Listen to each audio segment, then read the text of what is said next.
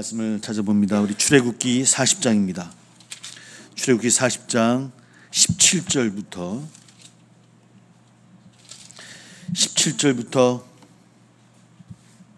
우리 21절까지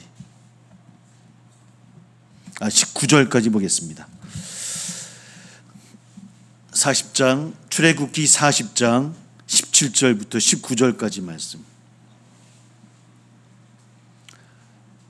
출애굽기 40장 17절부터 19절까지 말씀입니다.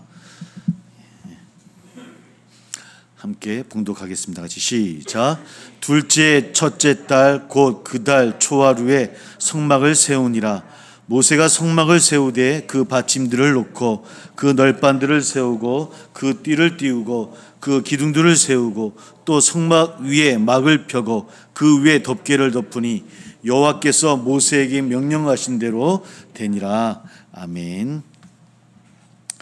오늘 출애굽기 마지막 살펴보겠습니다. 성막의 완성, 성막이 어떻게 또 어떤 의미들이 있는가에 대한 말씀들을 함께 살펴보면서 우리 출애굽기를 마무리를 하려고 합니다. 오늘 전체 읽지 않았지만 이제 40장 17절부터 마지막 38절까지가 성막의 완성이고 그 외에 일어나는 그 의미들을 부여해 주는 그런 말씀들입니다. 이 말씀 좀 읽어 보시면 계속해서 반복되는 문장이 있습니다. 어떤 문장이냐면 모세에게 명령한 대로 되니라. 그러니까 하나님께서 모세에게 명령하신 것이 있는데 그 명령하신 대로 성막을 완성했다라는 그 문장이 계속해서 반복되어집니다.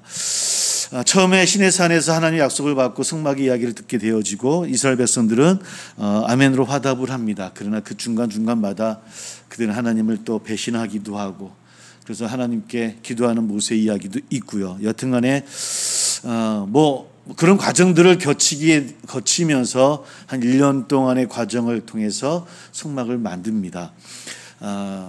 사실 광야에서 성막을 만든다고 제작을 한다고 하는 것이 쉽지 않을 거예요. 갑자기 떠나왔고 사실은 또 지성소 안에는 거의 이 모든 기물들이나 그 모든 것이 이제 금이나 은으로 다 또 제작되어지고 그러니 그것을 자원에서 냈긴 했지만은 아마 어려움이 많이 있었을 것이다. 불만도 있었을 것이고요. 왜 떠나지 않느냐라고 하는 그런 이야기를 계속 들었을 것이고요. 출애굽을 처음에 하고 나서 한 60일 정도 지나고 나서 그러니까 한 2달 정도 되죠. 그러면서 시내 광야에 도착을 합니다. 그래서 모세가 시내산을 가서 율법을 받고 하나님 말씀을 들을 때 그것이 한 40일 정도 되어지고요. 그러고 나서 그때부터 이제 성막을 제작을 하기 시작해요. 그 기간이 한 1년입니다. 그러니까 요즘 같으면 금방 만들겠지만 아마 그 광야에서 갑자기 떠나온 그들이 성막을 제작을 한다는 거 하는 것이 쉽지 않았을 거예요. 아까 얘기했던 것처럼 또 많은 사람들은 왜 빨리 안 가느냐라고 빨리 출발해야 되지 않겠냐 왜 머물고 있느냐라고 불평불만도 많이 있었을 것이고 그런 과정을 통해서 하나님은 이스라엘 백성들을 훈련하던 시간들이 아마 성막을 제작하는 그런 과정이었을 것 같습니다. 그런 것 가운데 오늘 40장을 통해서 결국 모세에게 명령하신 대로 성막이 이제 완성이 되어지는 겁니다. 우리 한번 34절부터 38절까지 한번 우리 읽지는 않았지만 또 한번 읽어봤으면 좋겠습니다. 34절부터 38절까지 말씀 같이 한번 읽어볼게요. 같이 시작. 구름이 회막에 덮이고 여호와의 영광이 성막에 충만하며 모세가 회막에 들어갈 수 없었으니 이는 구름이 회막 위에 덮이고 여호와의 영광이 성막에 충만함이었으며 구름이 성막 위에서 떠오를 때에는 이스라엘 자손이 그의 모든 행진하는 길에 앞으로 나아갔고 구름이 떠오르지 않을 때에는 떠오르는 날까지 나아가지 아니하였으며 낮에는 여호와의 구름이 성막 위에 있고 밤에는 불이 그 구름 가운데 있음을 이스라엘의 온 족속이 그 모든 행진하는 길에서 그들의 눈으로 보았더라.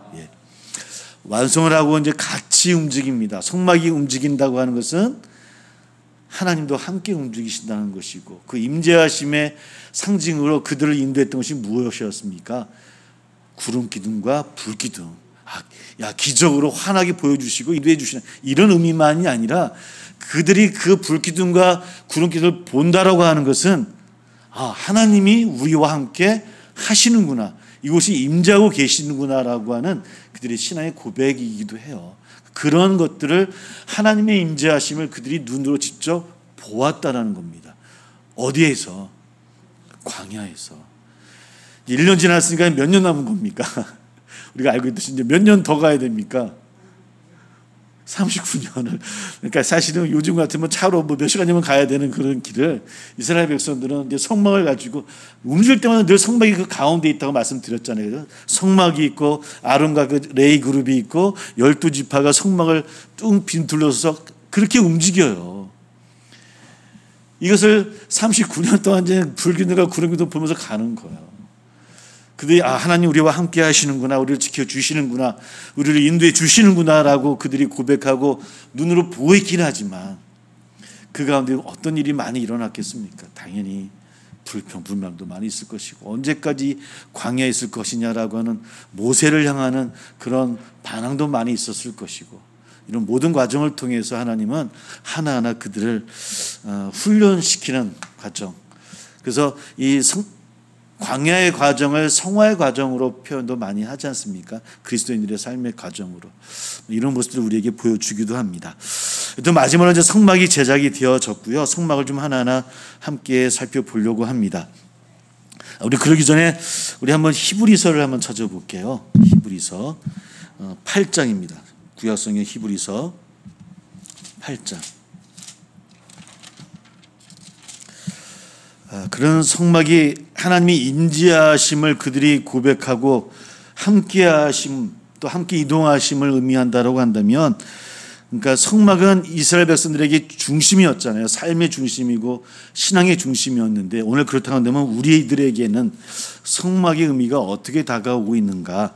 히브리서에서 이제 사도 바울은 이렇게 이야기를 합니다. 8장 5절입니다. 5절.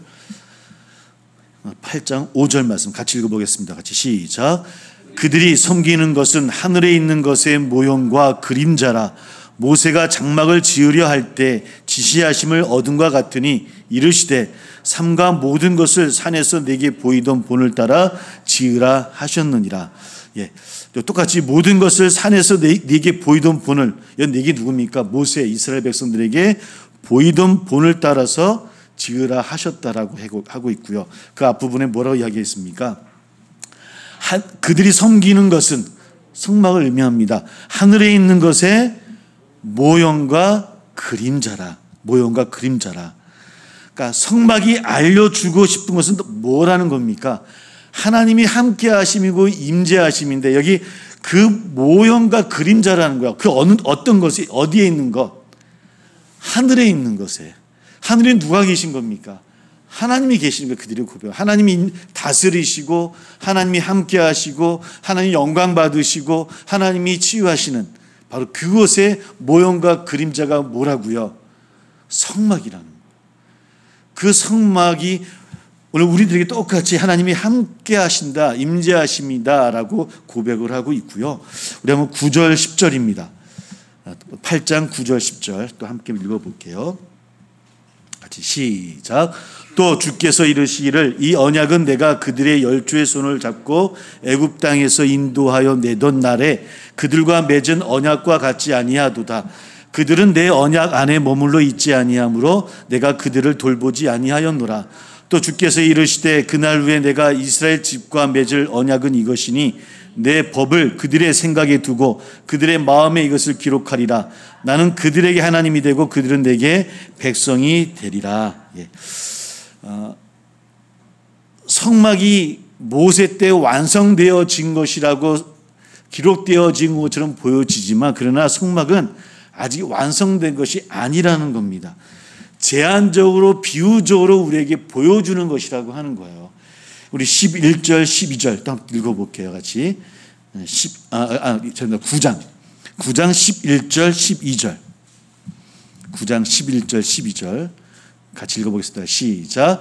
그리스도께서는 장래 좋은 일의 대제사장으로 오사 손으로 짓지 아니한 것 곧 이 창조에 속하지 아니한 더 크고 온전한 장막으로 말미암아 염소와 송아지의 피로 하지 아니하고 오직 자기의 피로 영원한 속죄를 이루사 단번에 성소에 들어가셨느니라. 그러니까 성막이 지어지긴 했지만 그 성막이 완성된 것은 아니고 어느 때 예수 그리스도를 통해서 성막이 완성되어졌다는 겁니다. 아니, 달리 이야기하면 곧 예수 그리스도께서 성막이라고 하는 겁니다. 물론 우리 시대 우리가 성전이 좀 이따 설명하겠지만 그리스도께서 진정한 성막이 되셨고요. 그리고 그 성막에 예전의 성막은 필요할 때마다 안식일 날 절기 때 안식년마다 가서 제사를 드리고 필요할 때마다 가야 되는 곳이었지만 그러나 이제는 예수님께서 단번에 성소에 들어가셨느니라. 단번에 제물이 되심으로 모든 성막의 완성을 이루셨느니라 라고 하는 것이 신약에서 또 사도 바울 우리가 또 고백하는 또 성막의 의미이기도 합니다. 그런 생각들을 해보면서 우리 성막에 대한 부분들을 다시 한번 함께 생각을 지난주에 이야기했던 이야기들을 한번 생각해 보시면서 함께 한번 생각해 보려고 합니다. 일단 성막이라고 하나님께서 성막을 지으라 말씀하신 첫 번째 그 이유는 구별됨입니다. 거룩함입니다. 성막은 누가 임하시는 곳이요? 하나님이 임하시는 곳이고 그렇기 때문에 세속과의 구별이기도 하고 또 거룩함을 의미합니다. 그것이 성막이 가장 갖고 있는 의미이기도 하고요. 그래서 제사장도 화려하게 옷을 입지만 그 머리띠에 뭐라고 쓰여져 있다고요? 여호와 앞에 여호와께 성결이라고 쓰여 있어요. 그러니까 제사장이 특별해서가 아니라 하나님 앞에 나가는 자는 성결해야 된다고 하는 겁니다. 구별되어져야 된다고 하는 것. 그래서 성막의 모든 것들이 그런 모습으로 하나하나 다 구별되어져 있다라고 하는 겁니다. 뭐 시간도 구별되어져 있고요. 공간도 구별되어져 있고요. 뭐 재료 같은 것도 다 구별되어져 있습니다. 일단 공간의 구별을 한번 함께 생각해 봅니다. 성막을 생각할 때는 밭같이 있죠. 성막에 밭이 있고 그다음에 뜰이 있었고요. 또 그다음에 뭐가 물구덩을 지나가면 뭐가 있죠? 성소가 있고 성소 향단을 지나가면 지성소가 있어요. 하나하나가 구별되어져 있고 또 거룩함을 요구하는 일들입니다. 그냥 들어가는 것이 나중에 우리 성전을 지을 때도 성막이 더 커진 성전은 더 커진 성막이라고 생각하면 됩니다. 뭐 이방인의 뜰, 여인의 뜰이 있는 것처럼 똑같이 뜰과 밭과 구별되어진 뜰이 있고요. 뜰과 구별되어진 성소가 있고 성소와 구별되어진 지성소가 있습니다. 이런 공간의 구별이 성막이 있고요. 시간의 구별이 있습니다. 그렇다고 해서 성막을 이스라엘 유대인들은 아무 때나 들어가지 못했습니다. 안식일 때, 또 절기 때, 안식년 때 그 성막을 가서 번제단 앞에 가서 자기를 태우는 겁니다. 그런 내가 타는 건 아니고 나를 대신해서 흠없는 동물들을 태움으로 나의 죄를 다 태우는 그런 모습으로 시간이 구별되어져 있는 것이 성막의 의미이기도 하고요. 또 재료의 구별이 있습니다. 아까 얘기했던 것처럼 이 성막은 그 재료들은 나무가 있고요. 그죠? 또 금이 있고 은이 있고 노시 있습니다. 금과 은이 노스는 지금도 비싸죠. 그죠? 그때도 더 비싸지 않았겠습니까? 또 광야였기 때문에 어려울 때 것이고요. 지성소나 성소는 거의 다 금으로 다 만들어져 있고요. 그다음에 뭐 그런 기물 같은 것들은 거의 다 은으로 되어져 있는 그런 모습들을 갖추고 있습니다. 비싸다, 얼마다라고 하는 것이 아니라 재료의 구별입니다. 우리가 사용하는 것과는 더 다른 재료의 구별로 성막을 짓게 되어지는, 제작하게 되어지는 이런 공간과 시간과 재료의 구별, 이런 성막의 구별은 오늘 우리에게도 똑같이 적용되어집니다. 우리도 똑같이 구별되어지는 삶을 살아가는 것이 성화의 삶이거든요. 우리가 주일날 예배를 드립니다. 일요일 날이죠. 일요일 날이 특별히 해서 우리가 주일날 예배를 드리는 걸까요? 물론 주님의 부활하신 날을 기념하는 날이긴 하지만 그러나 사실은 월요일날도 주의 날이고요. 화요일도 주의 날이에요. 불금인 금요일도 주의 날이에요. 다 주의 날이지만 그러나 한 날을 우리가 구별해서 하나님께 드리는 겁니다. 마찬가지입니다. 그것이 어떤 일종의 훈련입니다. 하나님의 나라에 나아가기 위한 우리의 거룩함을 위한 훈련이에요. 그런 것이 우리에게도 필요하다라고 하는 것이죠. 하나님 앞에 거룩함의 훈련. 우리가 출애굽 읽다 보면 아말렉과 싸우는 장면이 나오지 않습니까? 그죠? 여호수아를 내보내서 아말렉과 르비딤 그 모세에서 싸우게 되어지는데 모세가 그런 이야기를 합니다. 너네 여기서 싸워라. 난 어디 가서 기도하겠다? 산 꼭대기 올라가서 기도할게. 굳이 그죠? 같이 있으면 될 텐데 불구하고 산에서 구별되어서 기도하는 시간을 가져요. 그래서 뭐 손을 들고 기도하죠. 지팡이를 들고 기도하다가 아론과 훌이 나중에 도와주는 그런 장면들. 그러니까 장소의 구별, 시간의 구별이 필요한 겁니다. 우리도 마찬가지입니다. 우리가 신앙생활을 한다고 하는 것은 시간의 구별로 주일날 하나님께 예배 드리는 것처럼 기도도 마찬가지예요. 매일 어느 곳에서나 하나님 우리 기도를 들어주시지만 그래도 구별되어지는 시간들이 우리에게도 필요하다라는 거예요. 어떤 시간, 어떤 장소라도, 어떤 곳이라도 그런 장소를 통해서 하나님께 구별되어진 시간을 하나님 앞에 드려지는 것은 거룩함으로 나가는 훈련이다라고 하는 것. 예전에 제가 이제 부교육자로 했을 때 그 몇 번 말씀드렸죠. 우리 강변교회에 있었는데 그 교회에서는 한 달에 한 번 산기도를 갔어요. 진짜 산을 가요. 목사님이 산을 가요. 그러면 원래는 처음에 목표는 어디냐면 우리 구별되기 때문에 어디를 가야 된다? 산 꼭대기요. 처음에는 한두 번은 갔던 것 같아요. 근데 너무 힘들어요. 그 밤에 낮에도 안 가세요. 그 부교육자들과 원하는 손을 모시고 그 8시에 출발을 해요. 7시, 8시 출발을 해서 그건 껌껌하잖아요. 껌껌한데 정상을 가려면 한 2-3시간 걸리거든요. 그러면 가다 보면 뭐 다 떨어지죠. 나중에 잔머리가 돌리면서 야 여기서 하자. 여기서 몰라. 만나는 시간만 가면 돼. 그리고 두사가 나머지는 다 중터여서 대충 기도하고 대충 열심히 기도하고 이렇게 내려봤던 기억이 납니다. 하여튼 그런 시간들도 하여튼 드려지는 시간이에요. 우리에도 그런 게 필요할 것 같아요. 가정에서도 뭐 할 수 있으면 이렇게 혼자만의 시간이라든지 방이라든지 필요해서 드려지는 방 한 칸이면 할 수 없지만 그 시간으로 드려지는 구별되는 삶. 어떤 게 순종의 삶이 아닐까. 꼭 그런 기도만 들어주시는 하나님 아니신 건 알고 있습니다. 우리가 믿고 있고요. 그러나 우리 어떤 훈련의 과정이 아닐까라는 생각하게 되어지고요. 우리 성막 안으로 한번 들어가 보겠습니다. 언약궤를 한번 생각해 볼까요? 법궤라고 이야기도 하기도 하고요. 법궤가 지금 만약에 발견되면 어떻게 될까요? 여러분들 법궤가 지금 발견되면 어떻게 되겠습니까? 법궤는 뭐가 있다고 했습니까? 3가지가 있다고 말씀드렸죠. 뭐가 있었죠? 십계명이 있었고 만나가 있었고 아론의 쌍난 지팡이 이렇게 3개가 있습니다. 만약에 지금 법궤가 어디선가 발견되어진다 한다면 그게 우상이 될 것 같지 않습니까?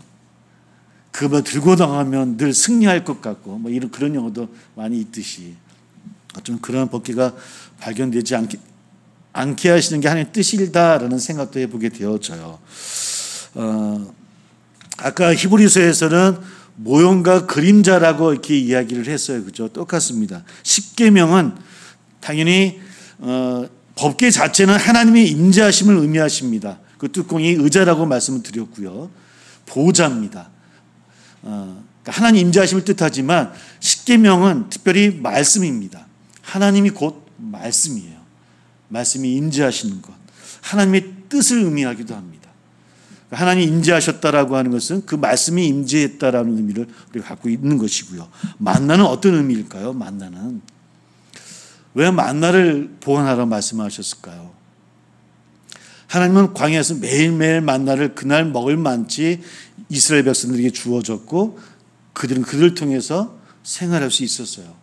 매일매일 하나님의 손길을 통해서 보호받았던 유대인들, 이스라엘 백성들, 하나님께서 우리를 지켜주시는구나, 보호해 주시는 것이구나, 그 모든 것들은 하나님에게로부터 오는 것이구나라고 하는 하나님 중심의 생활, 아마 그런 의미들이 만나에 담겨져 있는 것 같고요.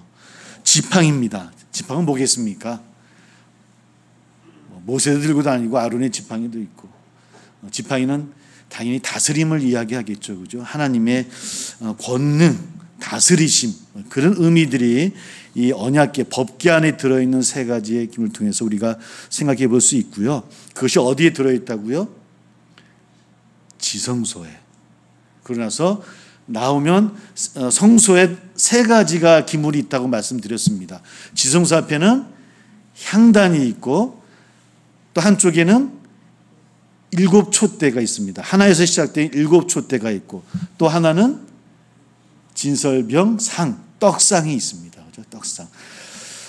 다시 향단은 우리가 쉽게 생각할 수 있을 것 같습니다. 하나님께 드려지는 향으로 올리는 그런 향단은 당연히 가장 많이 의미를 상징하는 것은 기도입니다.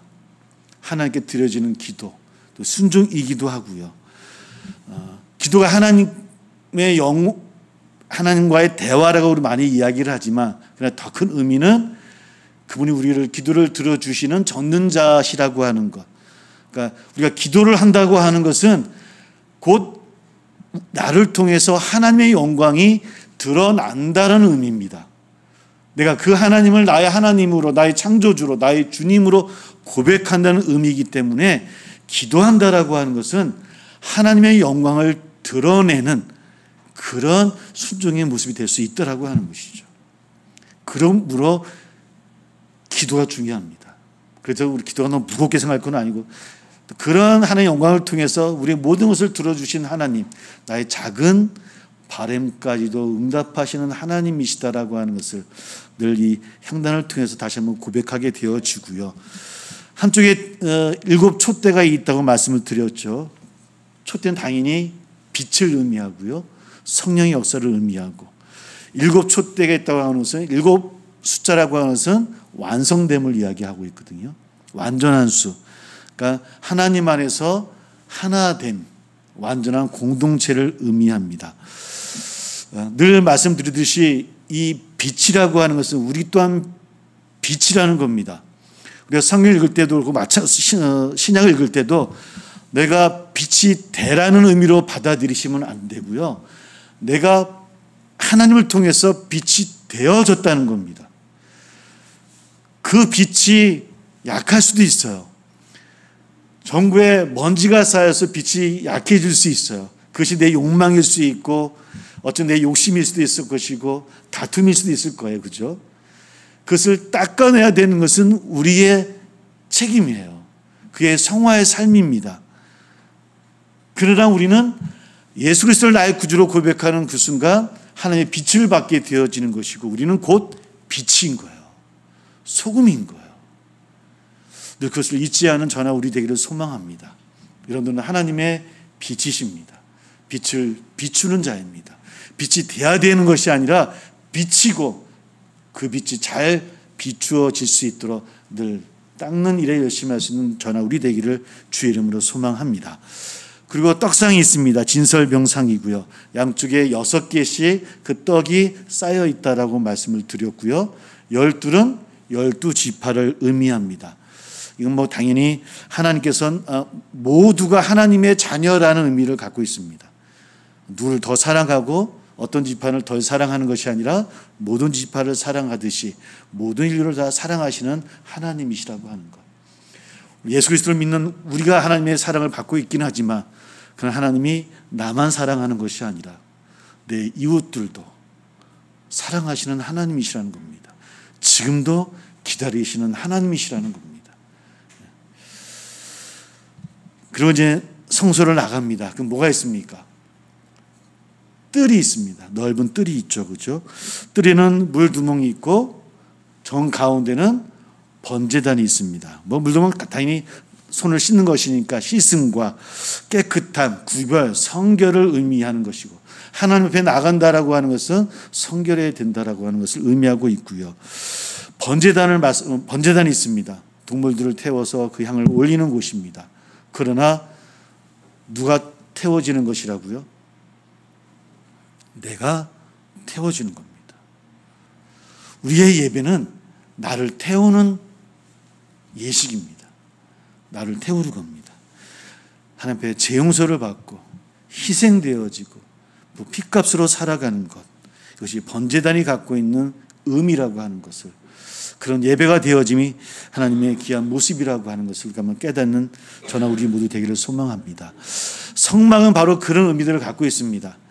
지성소, 성소, 뜰 갖고 있는 그 기물 하나하나가 구별되어졌고 하나 되어졌고 하나님의 임재하심과 하나님의 사랑하심을 의미하는 이야기들이 그 안에 담겨져 있다라고 하는 것, 이것이 이제 성막에 관한 이야기고요. 우리가 성경을 바라볼 때 여러의 방향이 있다라고 말씀을 드렸어요. 저는 하나님 나라의 관점에서 많이 보려고 노력한다라고 이야기를 하고 있고요. 우리가 오늘 성막을 함께 생각해 보았으니까 성막의 관점으로 보는 관점도 있습니다. 성막이 출애굽할 때 처음 제작되어졌지만 그의 하늘의 모형과 그림자라고 사도 바울도 이야기하지만 정말 성막의 원래의 모습은 무엇일까요? 라고 이야기할 때 성막의 관점에서 성경을 보면 바로 에덴 동산입니다. 에덴 동산이 성막의 가장 원형이라고 이야기할까요? 성소의 모습을 갖추어 있는 것이 하나님의 임재하심과 하나님의 함께하심의 그 모습 그대로가 바로 에덴 동산이라고 이야기하는 것이죠. 그리고 그 정 가운데 무슨 나무가 있었어요? 생명나무와 선악과 지성소를 의미한다라고 이렇게 이야기를 하고 있고요. 대표적인 하나님이 함께 하시는 에덴 동산이고요. 그 다음에는 이제는 그렇다고 해서 성막이 에덴 동산에서 쫓겨난 인간들이 하나님 앞에 제사를 드리고 예배를 안 드렸을까요? 성막을 만들고 출애굽 때 제일 먼저 했던 것이 아니라 아브라함도 이삭도, 그죠? 또 우리가 알고 있는 노아도, 가인과 아벨도 제단을 쌓고 제사를 드립니다. 그것도 작은 성막의 모습이기도 하고요. 그러고 나서 우리 광야에서 성막을 만들게 되어지고요. 당연히 이제 나중에 이스라엘이 나라를 만들고 아직 가나안 때와 사사 시대까지는 성전이 없었잖아요, 그렇죠? 다만 성막을 그 나라의 중앙 성소로 여기고 모시게 되어지는 그런 모습을 갖추게 되어집니다. 그리고 나서 어느 때 솔로몬 때 성전을 처음으로 짓게 되어져요. 성전은 성막을 크게 확대한 모습이라고 생각하시면 됩니다. 똑같습니다. 성막과 똑같은 구조예요. 다만 더 크고 화려하게 지어진 것이에요. 그곳에 누가 임재하신다? 하나님께서 임재하신다라고 이스라엘 백성들은 믿었던 것이고요. 왕정 시대는 바로 그런 성전을 짓게 되어집니다. 그러나 그 성전이 그 안에서 타락하게 되어져요.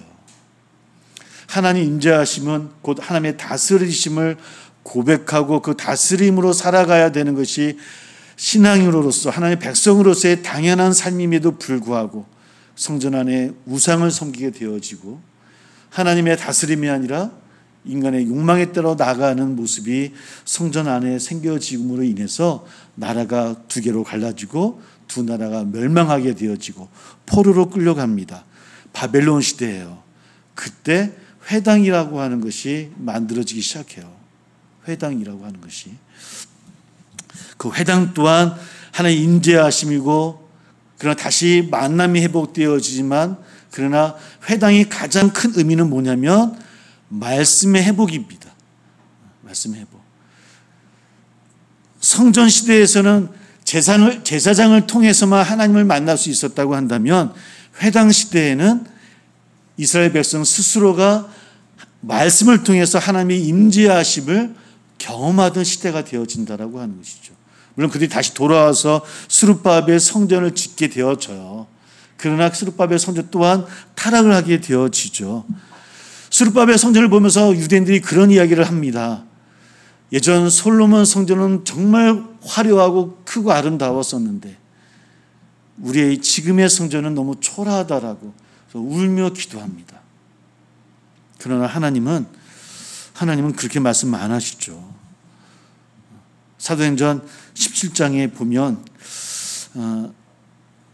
하나님은 그런 화려한 곳에 있지 아니하시고, 그러니까 아테네 시민들에게 사도 바울이 이제 말씀을 전하는 이야기가 사도행전 10장에 나오는데, 거기서 뭐라고 이야기하냐면 그 성전의 이야기를 하면서 하나님은 크고 아름다운 화려한 성전에 계시는 분이 아니시다.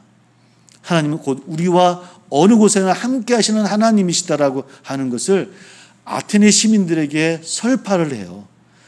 아테네 시민들은 어떤 사람들이었습니까? 정말 화려한 신전을 갖고 있던 사람들이에요. 그 신들은 그 신전 안에만 있다라고 생각했던 사람들이었거든요. 그들을 향해서 하나님을 설파할 때 뭐라고 이야기하냐면, 우리 하나님, 창조주 하나님은 지어진 화려하고 아름다운 그 성전 건물 안에만 계시는 분이 아니시다. 오늘 어느 곳에나 어느 시대나 누구와도 함께 하시는 하나님이시다라고 하는 것을 선포합니다. 나중에 이제 헤롯 성전이 지어지죠. 60년간 지어집니다. 헤롯 성전이. 정말 더 화려하게 아름답게. 그러나 그 헤롯 성전은 그저 풍요와 번영의 우상을 섬기는 성전이 되어지고 말아요.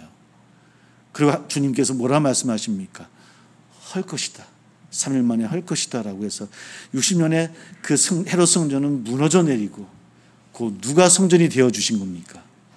예수님께서 성전이 되어 주시고, 오늘 우리에게는 곧 우리가 성전이라고 말씀하시는 그 은혜 안에 우리는 거하게 되어지죠. 성령의 인도하심 따라 나아가는 성전의 삶을 사는 것이 지금 우리 그리스도인의 모습이고, 성전의 모습은 곧 어떤 모습이라고요? 성막의 모습이라고 하는 겁니다. 그 성막은 구별되어지고 거룩함입니다. 그것을 향해서 나아가는 우리의 삶의 성화의 삶이 바로 거룩함으로 나아가는 훈련의 시간들이라고 하는 겁니다. 예수 그리스도를 고백하고 믿으면 구원을 받습니다. 믿으십니까? 구원을 받습니다. 그러나 그것으로 마저 끝나는 것이 아니라 우리가 성막된 성전된 자로서 더 거룩함으로 나아가는 훈련의 삶을 통해서 하늘의 모형과 그림자를 통해 우리가 그 삶을 준비하는 자의 삶이 그리스도인의 삶이라고 하는 것. 성막이 좀 딱딱하지만 그러나 우리 이런 성화의 삶으로 함께 우리 출애굽기를 우리에게 말씀을 나눕니다. 우리 한번 계시록 21장을 한번 찾아보겠습니다. 요한계시록 21장 3절입니다. 요한계시록 21장 3절 말씀.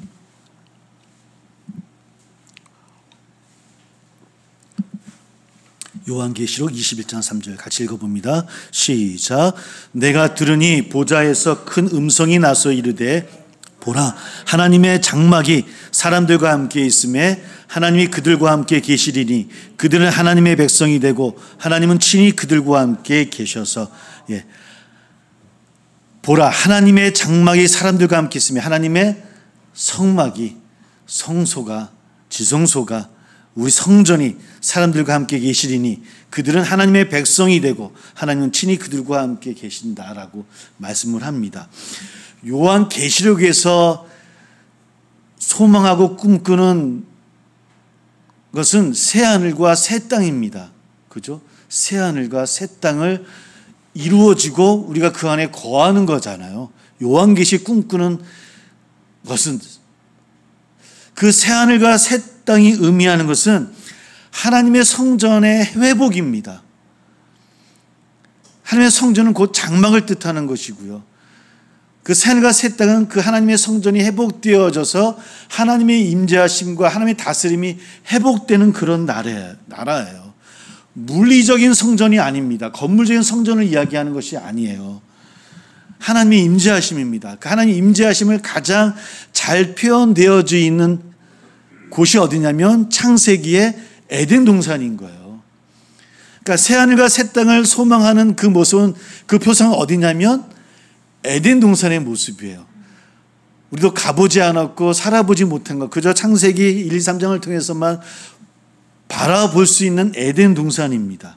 그 에덴 동산이 회복되는 역사, 이것이 요한계시록이 꿈꾸고 소망하는 거예요. 우리 한번 4절을 같이 한번 읽어보겠습니다. 그것이 어떤 곳인가? 4절 읽어봅니다. 같이 시작. 모든 눈물을 그 눈에서 닦아주시니 다시는 사망이 없고 애통하는 것이나 곡하는 것이나 아픈 것이 다시 있지 아니하리니 처음 것들이 다 지나갔음이로라. 그것이 새하늘과 새 땅이고 새로운 예루살렘인데 그건 어떤 곳이라고요? 모든 눈물을 그 눈에서 닦아주는, 눈물이 없는 곳이래요.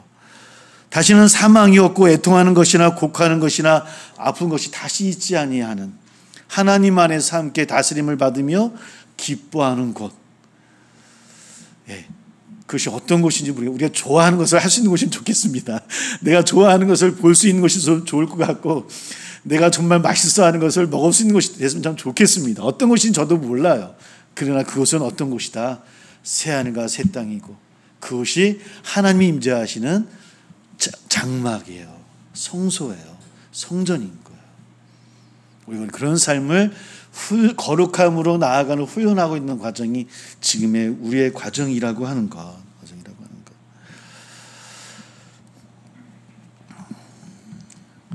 우리 22절 마무리 한번 읽어보고 마무리해 보려고 합니다. 21장 22절 말씀 같이 읽어볼게요. 시작. 성 안에서 내가 성전을 보지 못하였으니 이는 주 하나님 곧 전능하신 이와 및 어린 양이 그 뭐라고요? 예, 재밌는 표정 아닙니까? 내가 뭘 보지 못했다고요? 성전을 보지 못했대요. 성전은 물리적인 성전을 의미하는 겁니다. 건물적인 그런 성전을 내가 보지 못했다는 거예요. 이는 주 하나님 곧 전능하신 이와 하나님과 어린 양 예수 그리스도께서 뭐가 되셨다는 거예요? 성전이시라는 거예요. 그분이 성전이라는 거예요. 하나님은 건물 안에 갇히신 분이 아니시라는 겁니다. 아름다운 성전이, 아름다운 건물을 짓고 이곳이 정말 하나님이 계시는 곳이야라고 하는 건 예전에 솔로몬 시대 때 그들이 가지고 있었던 욕망의 모습인 거예요. 물론 거기도 계시긴 하셨지만 하나님이 원하시고 임재하시는 곳은 그 건물 안에서만이 아니라 우리가 거룩함을 추구하고 소망하는 바로 그곳에 하나님은 임재하고 계시다라고 하는 것. 우리 그것을 소망하고 꿈꾸며 함께 기도하는 저나 우리 모두가 다 되어지시기를, 그런 성전된 삶을 사는 우리 되어지시기를 주의 이름으로 축복합니다. 함께 기도하겠습니다. 함께 기도합니다. 우리 모두가 성전된 자의 모습으로 또 우리가 새하늘과 새 땅을 꿈꾸며 소망하며 이 거룩함으로 나아가는 이 훈련의 시간들을 지혜롭게 잘 보낼 수 있게 해달라고 함께 기도하고, 또 사랑하는 가족들, 또 아프신 분들 계신 줄 압니다. 사랑하는 자녀들, 부모님 위해서 함께 기도하는 이 시간 되기를 소망합니다. 우리 입술로 주여 한번 고백하며 잠시 함께 기도하겠습니다.